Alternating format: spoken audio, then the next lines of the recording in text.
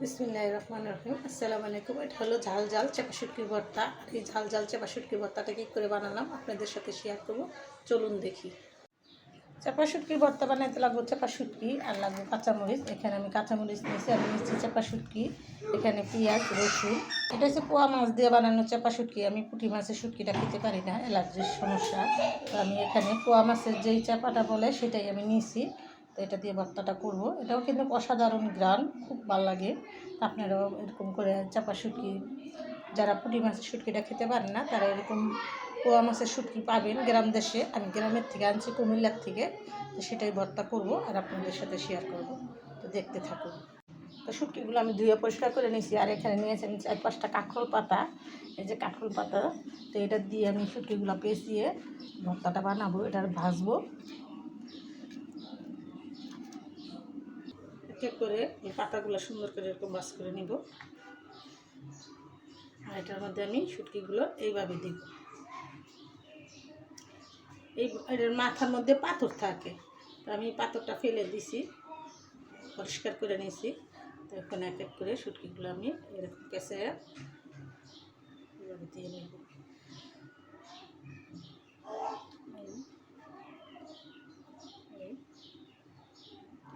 এখন আবার তো এই শুটকিটা কিন্তু অসাধারণ গ্রান।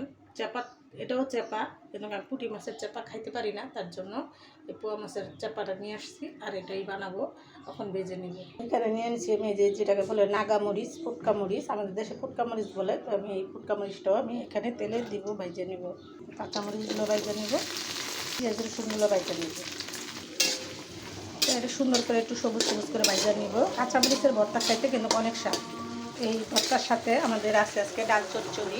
ডাল চচ্চড়ি আর চাপা শুটকির ভর্তা দিয়েই খাওয়া হবে। আপনাদের সাথে ওটা শেয়ার করলাম।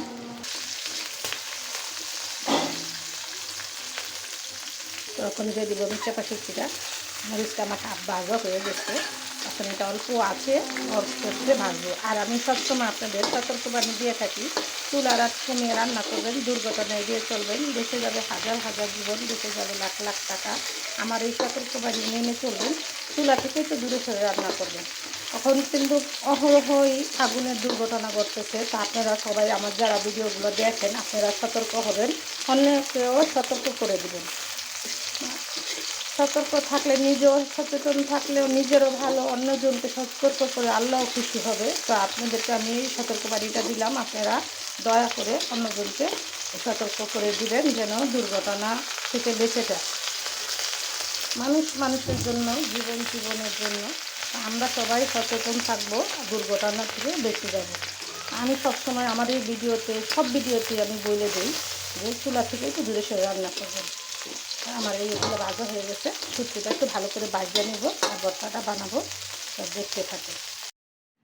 আমার শুটকি মরিচগুলো ভাজা হয়ে গেছে, আমি এখন ভর্তাটা বেটে নিব। দেখেন শুটকিটা একদম মুচমুচে করে ভাজি। এই দিল বোমাই মরিচগুলা আর দিয়ে দেবো সাথে কিছুটা লবণ, স্বাদ মতো লবণ দিয়ে দিলাম। আমি এখন এটা বসিয়ে নেব। আর এই মরিচ শুটকির ভর্তাটা আদা বাটা করলেই খুব মজা হয়।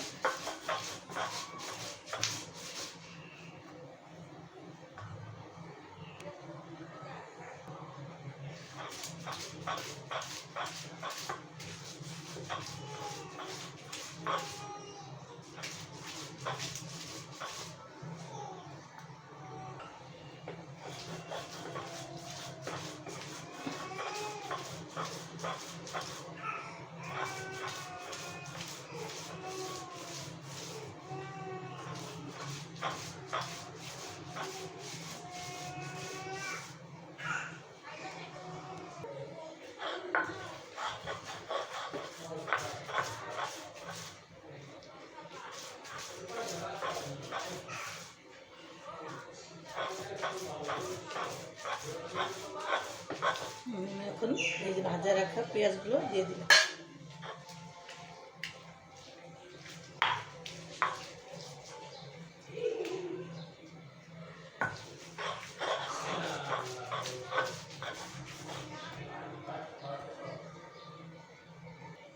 আমার ভর্তাটা মাখা হয়ে গেছে, বাটা হয়ে গেছে। আমি এখন ভর্তাটা উঠিয়ে নিব। দেখেন কত সুন্দর একটা কালার আসছে, আর খেতেও কিন্তু অসাধারণ হবে। তো আমি ওটা বানালাম, সম্পূর্ণ ভিডিওটা আপনাদের সাথে শেয়ার করলাম। ভিডিওটা না টেনে এরকম করে শুটকির ভর্তা একবার হলো বানিয়ে খেয়ে দেখবেন, আর নতুন নতুন ভিডিও পেতে সাথেই থাকবে।